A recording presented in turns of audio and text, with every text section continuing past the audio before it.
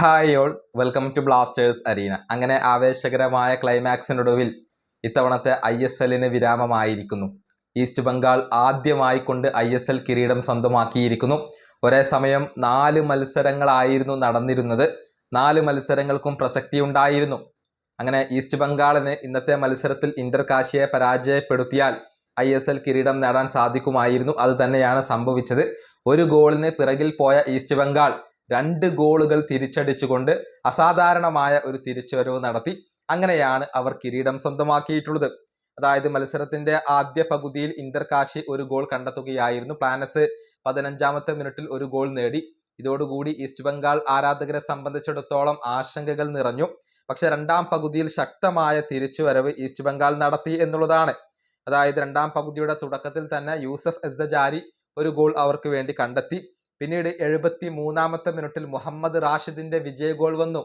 ആ ഗോളാണ് യഥാർത്ഥത്തിൽ ഈസ്റ്റ് ബംഗാളിന് കിരീടം സമ്മാനിച്ചിട്ടുള്ളത്. മത്സരത്തിൽ ഇന്റർ കാശിയെ 1-2 ഗോളുകൾക്ക് പരാജയപ്പെടുത്തിയതോടുകൂടി ഈസ്റ്റ് ബംഗാൾ കിരീടം സ്വന്തമാക്കുകയായിരുന്നു. അതേസമയം മോഹൻ ബഗാൻ മത്സരത്തിൽ വിജയിച്ചിട്ടുണ്ട്. 1-2 ഗോളുകൾക്കാണ് ഡൽഹിയെ അവർ പരാജയപ്പെടുത്തിയത്. 63ാമത്തെ മിനിറ്റിൽ ഡൽഹി ലീഡ് കണ്ടെത്തി.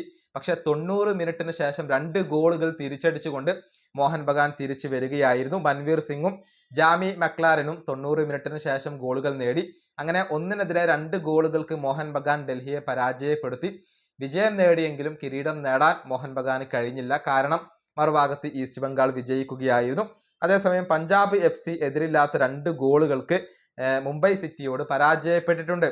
അതായത് 80ാമത്തെ മിനിറ്റിൽ വാൽപൂയ ഒരു ഗോൾ നേടി. അതിനുശേഷം ഇഞ്ചുറി ടൈമിൽ വിക്രം പ്രതാപ് സിംഗ് ഒരു ഗോൾ കണ്ടെത്തി. അങ്ങനെ എതിരില്ലാത്ത 2 ഗോളുകൾക്കാണ് മുംബൈ സിറ്റി പഞ്ചാബിനെ പരാജയപ്പെടുത്തിയത്. അതേസമയം ഒഡീഷയും ജംഷഡ്പൂർ FCയും ഗോൾ രഹിത സമനില വഴങ്ങുകയായിരുന്നു. ഏതായാലും പോയിന്റ് പട്ടികയുടെ കാര്യത്തിലേക്ക് വരുമ്പോൾ 13 മത്സരങ്ങളിൽ നിന്ന് 26 പോയിന്റുകളാണ് ഈസ്റ്റ് ബംഗാൾ സ്വന്തമാക്കിയത്. 26 പോയിന്റ് തന്നെയാണ് മോഹൻ ബഗാന് ഉള്ളത്. പക്ഷെ ഗോൾ ഡിഫറൻസിന്റെ അടിസ്ഥാനത്തിലാണ് ഈസ്റ്റ് ബംഗാൾ ഇപ്പോൾ ഈ ഒരു കിരീടം സ്വന്തമാക്കിയിട്ടുള്ളത്. മോഹൻ ബഗാനും ഈസ്റ്റ് ബംഗാളും തമ്മിലുള്ള ഗോൾ ഡിഫറൻസ് വ്യത്യാസമായിരുന്നു. മുംബൈ സിറ്റി 3ാം സ്ഥാനത്താണ് ഫിനിഷ് ചെയ്തത്. 25 പോയിന്റാണ് അവർക്കുള്ളത്. ബംഗളൂരു FC 23 പോയിന്റോട് കൂടി 4ാം സ്ഥാനത്ത് ഫിനിഷ് ചെയ്തു. 22 പോയിന്റുള്ള പഞ്ചാബ് FC 5ാം സ്ഥാനത്തും അത്രയും പോയിന്റുള്ള ജംഷഡ്പൂർ FC 6ാം സ്ഥാനത്തുമാണ് ഫിനിഷ് ചെയ്തിട്ടുള്ളത്. കേരള ബ്ലാസ്റ്റേഴ്സ് 8ാം സ്ഥാനത്താണ്. 13 മത്സരങ്ങളിൽ നിന്ന് 17 പോയിന്റുകളാണ് കേരള ബ്ലാസ്റ്റേഴ്സ് സ്വന്തമാക്കിയിട്ടുള്ളത്. ഏതായാലും ഈസ്റ്റ് ബംഗാൾ തങ്ങളുടെ ISL ചരിത്രത്തിലെ ആദ്യ കിരീടം ഇപ്പോൾ സ്വന്തമാക്കി കഴിഞ്ഞിരിക്കുന്നു. ഈ വീഡിയോ അവസാനിപ്പിക്കുന്നു. അടുത്തൊരു വീഡിയോ കാണാം.